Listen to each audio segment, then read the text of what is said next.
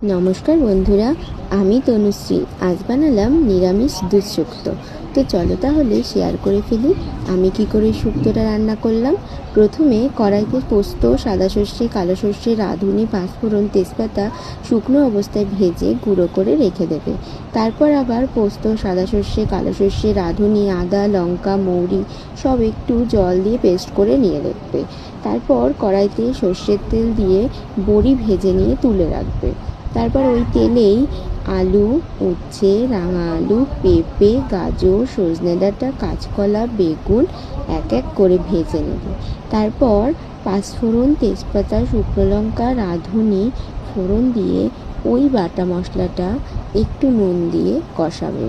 তারপর সব ভেজে রাখা সবজি ও বড়িগুলো দিয়ে ভালো করে মশলার সাথে মিশিয়ে কষাতে হবে। তারপর একটু চিনি দিয়ে আবারও সব কিছুর সাথে কষাবে। তারপর দেখবে কষাতে কষাতে তেল ছেড়ে দিচ্ছে, তখন পরিমাণ মতো দুধ দিয়ে ফুটতে দেবে।